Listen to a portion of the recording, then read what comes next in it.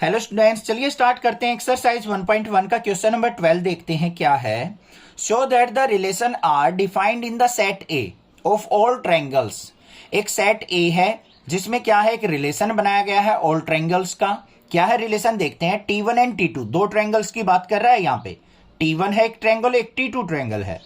T1 is similar to T2, कि T1 जो triangle है वो T2 ट्रायंगल के सिमिलर होनी चाहिए। चलो आगे क्या कहा है, इज इक्विवेलेंस रिलेशन। क्या ये रिलेशन हमारा क्या है, कि इक्विवेलेंस रिलेशन है।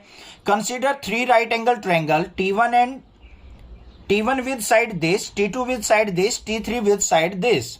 विच triangle among T1 T2 T3 are related. तो हमें बताना है कि यहाँ पे हमें तीन ट्रायंगल की डायमेंशन दे रखी है, T1 T2 और T3 की।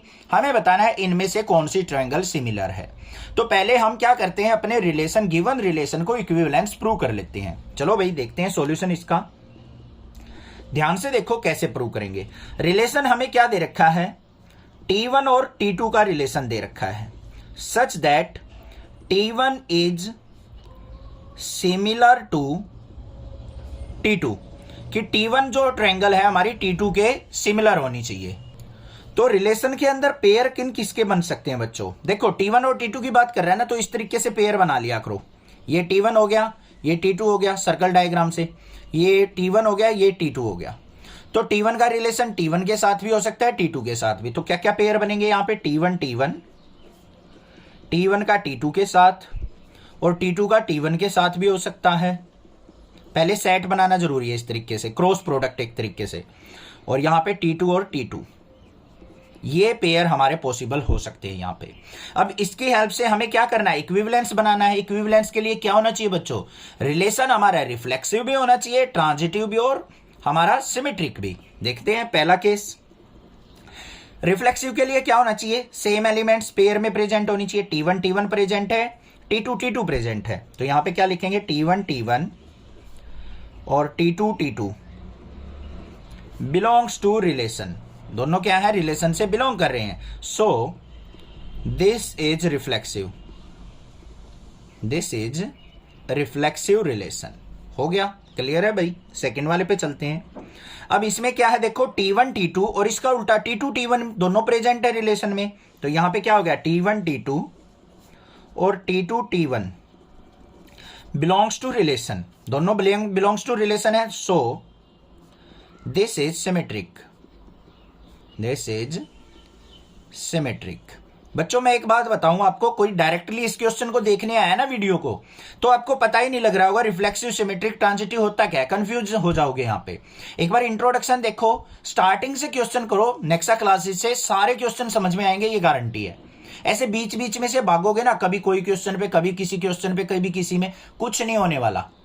एक सीरियल बनाओ, एक मेथड बनाओ कि हमें नेक्सा क्लासेस से डेली के 6 क्वेश्चन 8 क्वेश्चन हमें वीडियो देख के समझने हैं रेगुलरली। सारे क्वेश्चन ना क्लियर होना तब बताना मुझे।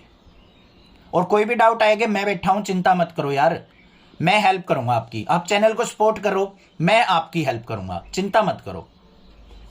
2 काम हो गए हमारे। अब तीसरे पे चलते हैं। अब हमें क्या चाहिए, ट्रांजिटिव चाहिए। ट्रांजिटिव में क्या होता है बच्चों, अगर A, B belongs to R है और B, C belongs to R है, तो हमारा A और C भी क्या होना चाहिए, बिलोंग्स टू R होना चाहिए। तब हम उस रिलेशन को क्या कह सकते हैं, ट्रांजिटिव। तो देख लेते हैं भाई, यहां पे T1 T2 बिलोंग्स टू क्या है, R, और T2 T1 ये भी बिलोंग्स टू R है। तो T1 और T1 भी तो हैं बिलोंग्स टू R। तो यहां पे क्या लिख देंगे हम, T1 T1 belongs to R। या फिर दूसरा केस क्या कर सकते हैं हम, ध्यान से सुनो। 2 ट्रायंगल की बजाय मान लो 3 ट्रायंगल होती है हमारे पास, वो हमें एज्यूम करनी होती है ट्रांजिटिव के केस में। तो यहां पे क्या लिख देंगे, T1 T2 belongs to R है और T2 T3 belongs to R है। तो T1 और T3 ये भी क्या होगी हमारी, बिलोंग्स टू R होगी। क्यों होगी, ध्यान से सुनो बच्चों। अगर T1 जो है T2 के सिमिलर ट्रायंगल है, और हमने मान ली T2 के सिमिलर T3 है, ध्यान से देखो, T1 इज इक्वल टू मान लो T2 है और T2 is equal to T3 है, तो भाई T1 और T3 भी तो इक्वल होंगे। तो यहां पे भी हमें क्या करना है, T1 T3 क्या है हमारी सिमिलर है, तो ये भी बिलोंग्स टू आर होगी, तो ये क्या हो जाएगा हमारा ट्रांजिटिव रिलेशन। ट्रांजिटिव रिलेशन, तो यहां पे क्या कर देंगे हम, गिवन रिलेशन इज इक्विवेलेंस, बस, क्योंकि ये रिफ्लेक्सिव भी है, सिमेट्रिक भी और ट्रांजिटिव भी। हो गया क्लियर। आगे हमें क्या दिया है, 3 ट्रायंगल दे रखी हैं। T1 की डायमेंशंस क्या है बच्चों, 3 4 5। T2 क्या दे रखी है हमें, 5 12 13। और T3 क्या दे रखी है, 6 8 10। ये ट्रिपलेट दे रखी है हमें राइट एंगल ट्रायंगल की। अब हमें इनमें से देखना है कौन सी ट्रायंगल कौन सी के साथ रिलेट करती है, और रिलेट भी कैसे करनी चाहिए, एक सिमिलर ट्रायंगल होनी चाहिए, क्योंकि रिलेशन यही दे रखा है, सिमिलैरिटी चेक करनी है हमें।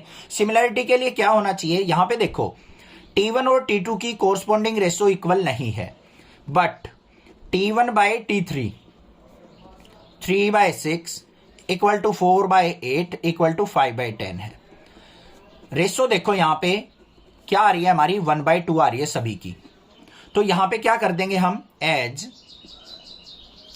T1 and T3 triangle sides are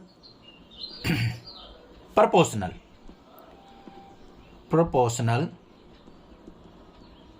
so T1 and T2 similar और T1 and T3 similar।